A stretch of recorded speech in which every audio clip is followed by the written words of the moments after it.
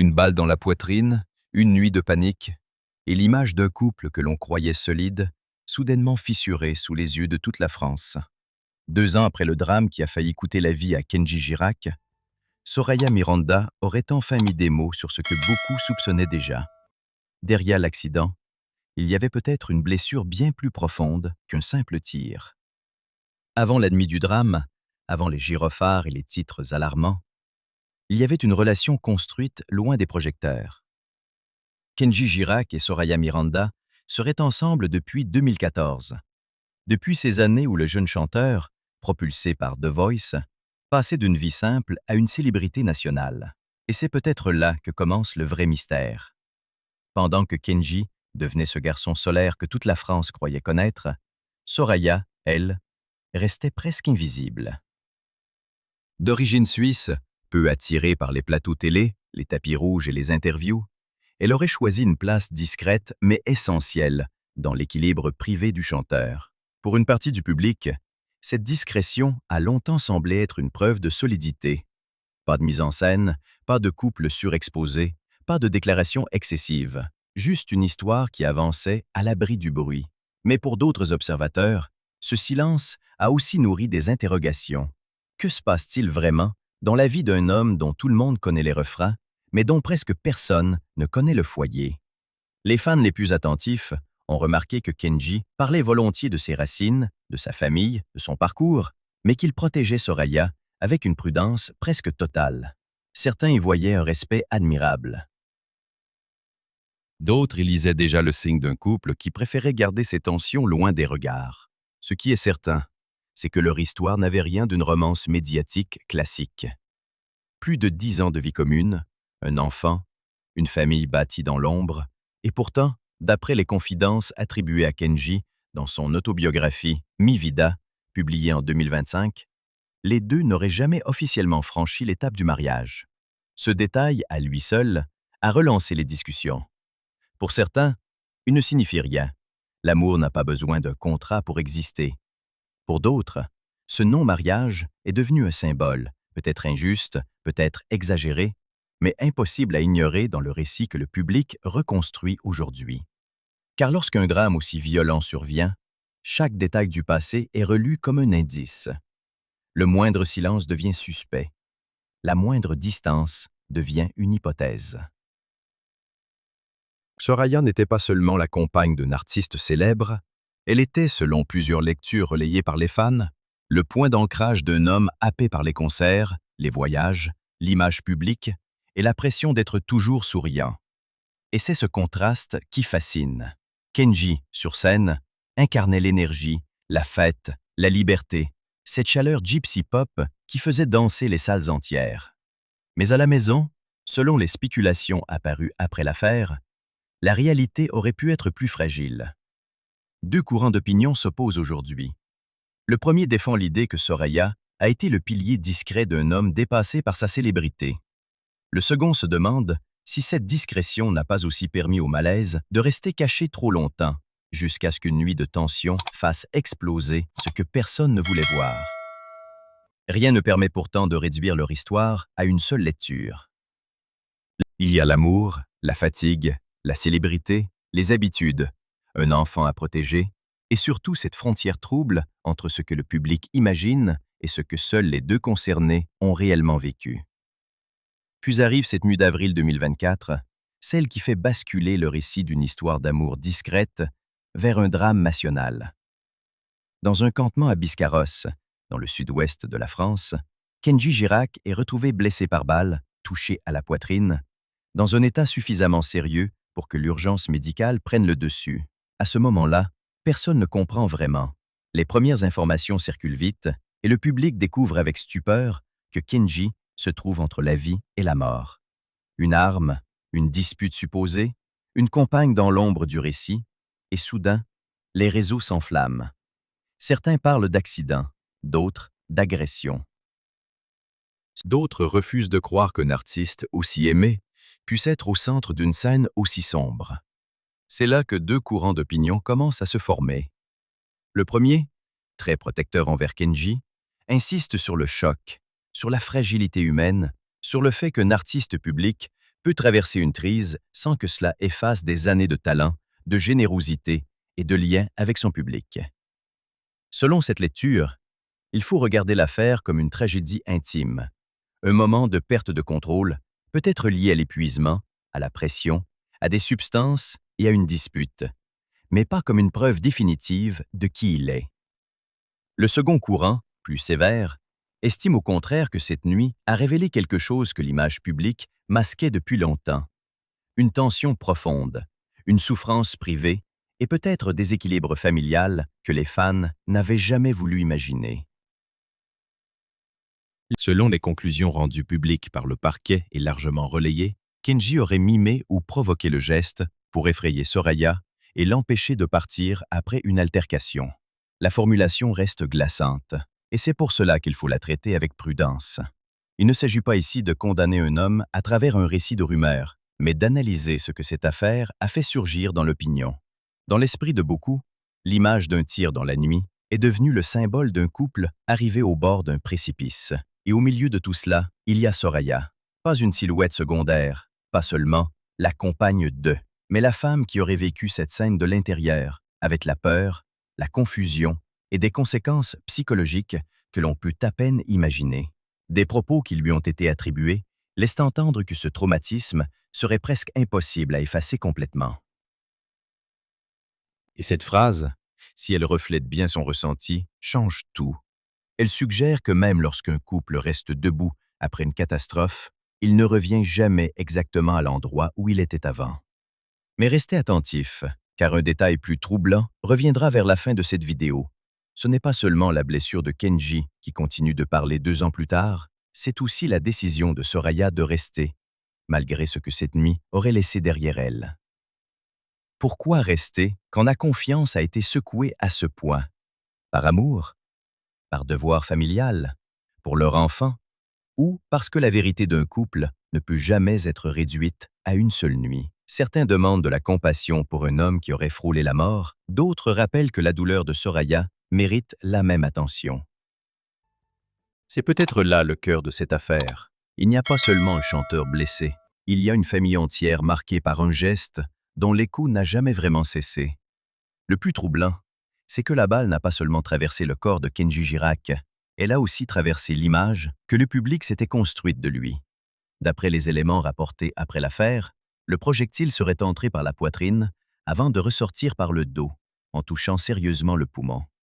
Ce détail médical donne à cette nuit une dimension presque irréelle. Un instant de panique aurait pu mettre fin à une carrière, à une vie et à une famille. Pendant longtemps, Kenji a été perçu comme un artiste presque invincible sur scène, toujours souriant, capable de transformer une salle en fête populaire. Mais après avril 2024, ses apparitions maîtrisées ont été regardées autrement. Les fans ne voyaient plus seulement le chanteur qui revient, ils cherchaient dans sa respiration, dans ses gestes, dans sa voix, les traces invisibles de ce qu'il avait vécu. Soraya Miranda aurait indiqué que Kenji devait encore effectuer des contrôles médicaux réguliers pour surveiller la blessure et éviter toute complication. Et c'est là que nouveau malaise s'installe. Si les concerts et les photos donnent l'impression d'un retour à la normale, les rendez-vous à l'hôpital rappellent que le corps, lui, ne ment pas. Il garde la mémoire du choc. Deux visions s'affrontent. Pour les plus bienveillants, ces examens montrent un homme qui prend soin de lui, qui veut rester vivant, protéger sa famille, reprendre le contrôle de sa santé et prouver qu'il peut se relever sans fuir ses responsabilités. Ils y voient une discipline, une renaissance, surtout lorsque Kenji reprendrait le sport, parfois plusieurs heures par jour, et adopterait une hygiène de vie plus stricte pour retrouver son souffle, son endurance et sa présence scénique. Mais pour les voix plus critiques, cette reconstruction physique ne suffit pas à effacer la violence symbolique de la nuit du tir. Selon elle, courir, chanter, se muscler, sourire à nouveau ne répond pas à la question la plus lourde. Comment une crise intime a-t-elle pu aller aussi loin? Ce débat touche à la frontière entre compassion et responsabilité. D'un côté, il y a un homme qui aurait frôlé la mort et qui tente de sauver ce qui peut l'être. De l'autre, Soraya aurait vu sa vie familiale basculer dans une scène que personne ne devrait vivre. La blessure physique de Kenji se soigne avec des médecins, des examens, de la patience. Mais la blessure de confiance ne se referme pas avec une ordonnance. Elle exige du temps, des preuves, des changements répétés, peut-être aussi des silences que le public ne verra jamais. Et c'est ce qui rend cette affaire si captivante et douloureuse. Le retour d'un artiste sur scène ne signifie pas automatiquement le retour d'un homme dans la paix intérieure. Il peut chanter devant des milliers de personnes, retrouver les lumières, et pourtant, rentrer chez lui avec une fragilité que personne ne peut mesurer. Les spéculations autour de Soraya naissent de cette contradiction. Elle resterait présente, mais cela ne veut pas dire que tout serait pardonné. Elle accompagnerait, mais cela ne veut pas dire que tout serait oublié. Dans les familles qui traversent un choc, surtout quand un enfant est au centre de l'histoire, les décisions ne se prennent pas comme dans les commentaires des réseaux sociaux. On ne part pas toujours du jour au lendemain. On ne reste pas toujours par faiblesse. Parfois, on reste parce qu'on attend de voir si la personne en face change vraiment. Après la peur, il y a eu le silence, puis la question que tout le monde se posait. Kenji Girac allait-il pouvoir redevenir Kenji Girac? La vraie réponse ne concernait pas seulement son corps. Elle concernait la scène, la voix, l'endurance et cette énergie qui avait fait de lui l'un des artistes préférés du public. Car la conséquence immédiate n'a pas été seulement familiale ou médicale. Elle a été professionnelle. Dès 2024, plusieurs engagements ont été annulés, dont un moment très symbolique. Sa participation prévue à l'arrivée de la flamme olympique à Marseille. Cette absence disait que l'accident avait brisé quelque chose dans le calendrier et dans la mécanique d'une carrière. Là encore, deux lectures se sont imposées. Une première partie du public a vu dans ces annulations une nécessité évidente. Après une telle blessure, il aurait été irresponsable d'exiger un retour immédiat. Chanter demande du souffle, du contrôle, une résistance physique que l'on oublie souvent. Un concert n'est pas seulement une apparition, c'est un effort et une pression psychologique. Selon cette vision, Kenji avait besoin de disparaître un temps, de se soigner, de se reconstruire loin du tumulte. Mais une autre partie de l'opinion a interprété ces absences comme le signe que la crise avait atteint une profondeur plus grande que ce que la communication pouvait laisser croire. Pour ces observateurs, l'enjeu n'était pas seulement sa capacité à chanter, mais sa capacité à redevenir crédible. C'est là que sa carrière est entrée dans une zone de risque. Il ne s'agissait plus simplement de vendre des disques ou de remplir des salles. Il devait reconquérir une confiance. Or, la confiance du public est étrange. Elle peut être immense, presque familiale, puis devenir hésitante dès qu'un artiste révèle une part d'ombre. La difficulté, pour Kenji, était donc double. Il devait réparer son corps et son image en même temps. D'après ce qui a été relayé, il aurait ensuite repris un entraînement exigeant, accompagné d'un régime pour retrouver forme et endurance. Certains fans y ont vu un signe fort, celui d'un homme qui refuse de se laisser définir par sa pire nuit. D'autres rappellent que la discipline visible ne prouve pas toujours la guérison intérieure. Au centre de cette reconstruction, Soraya Miranda reste comme une présence silencieuse, presque un baromètre moral de l'affaire. Si elle parle, tout le monde écoute. Si elle se tait, tout le monde interprète. Si elle reste, certains y voient la preuve d'un amour plus fort que la crise. Si elle exprime une douleur persistante, d'autres y voient la confirmation que rien n'est vraiment réglé. En 2026, lorsque Kenji tente de relancer ses tournées et de retrouver son public, notamment avec des dates comme celle de Narbonne Arena, chaque concert prend une signification nouvelle. Ce n'est plus seulement un spectacle, c'est une déclaration de survie. Et lorsque, en juin 2026, une annulation de dernière minute pour raison dite de force majeure inquiète les fans, les anciennes peurs remontent aussitôt. Son état de santé, les séquelles, la fatigue, une simple contrainte indépendante de lui. Personne, en dehors du cercle concerné, ne peut l'affirmer. Mais dans l'imaginaire du public, depuis cette nuit d'avril 2024, chaque absence de Kenji réactive le souvenir du tir. Chaque silence devient un signal. Chaque retour sur scène ressemble à un test. Il était l'image d'une réussite presque lumineuse. Un jeune homme issu d'une famille gitane catalane, révélé très tôt par The Voice, capable de faire entrer dans la pop française une chaleur, une liberté et une sincérité que beaucoup trouvaient rares. Son sourire semblait simple, sa voix semblait venir d'un endroit vrai. Et c'est précisément pour cela que le choc a été si violent. Quand une célébrité construite sur la joie se retrouve associée à une nuit de détresse, le public ne sait plus comment regarder. Certains fans ont continué à défendre Kenji avec force, en rappelant qu'un homme peut tomber très bas sans que cela efface tout ce qu'il a donné. Selon eux, la célébrité enferme parfois les artistes dans une prison dorée. Il faut sourire quand on va mal, chanter quand on est épuisé, rester disponible quand la vie privée se fissure. Dans cette lecture, la nuit de Biscarrosse serait moins le scandale d'un homme public que le symptôme d'un mal-être accumulé, peut-être aggravé par l'alcool, par des substances, par la pression, par la peur de perdre sa famille. Mais en face, une autre opinion refuse que la fragilité serve d'excuse à tout. Pour ces voix-là, le fait d'être aimé, connu, fatigué ou blessé n'efface pas les conséquences d'un geste qui aurait plongé Soraya Miranda et leur enfant dans une angoisse extrême. Cette deuxième lecture insiste sur une chose.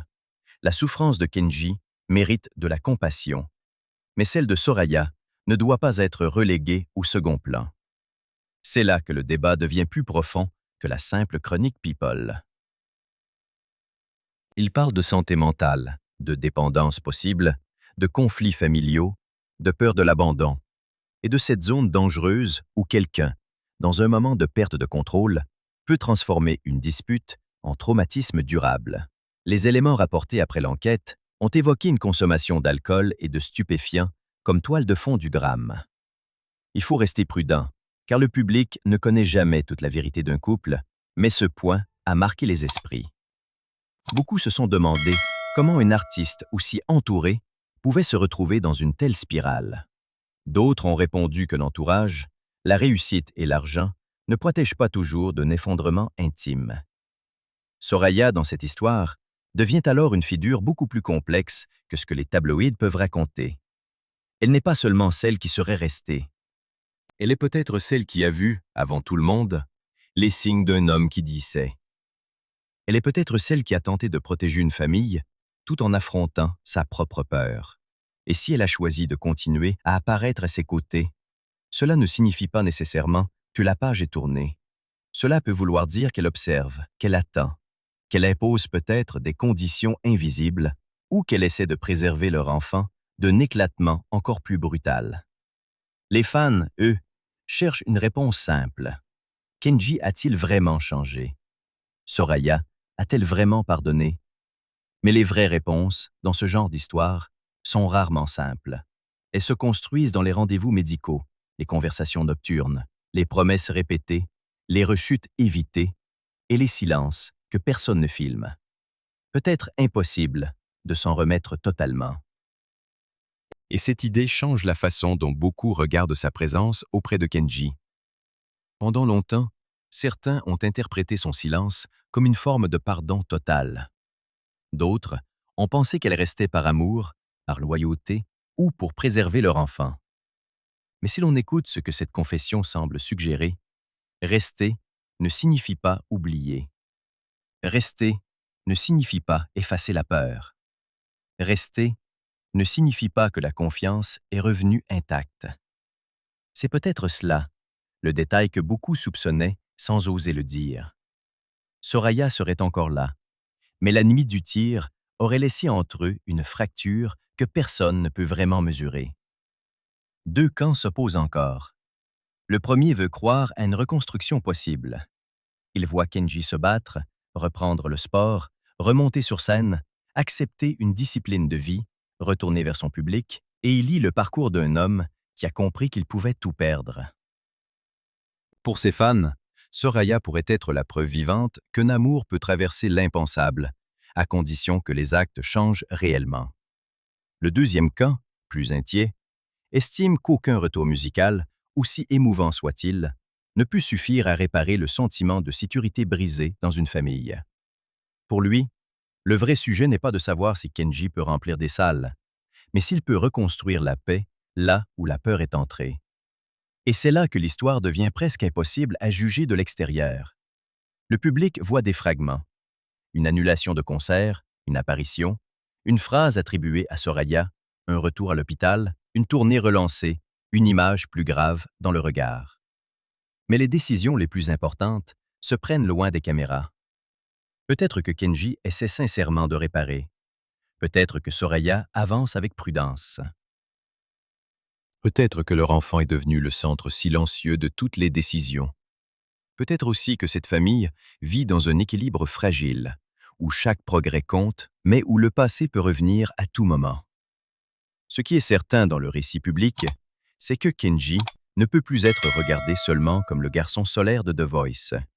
Il est aussi un homme qui a survécu à un geste dramatique, un artiste qui tente de reprendre sa place, et un compagnon qui doit, s'il veut sauver ce lien, regagner une confiance bien plus difficile à obtenir que les applaudissements d'une salle pleine. La révélation finale, c'est donc peut-être celle-ci. Le coup de feu n'a pas seulement failli tuer Kenji, il aurait aussi tué l'innocence de leur histoire.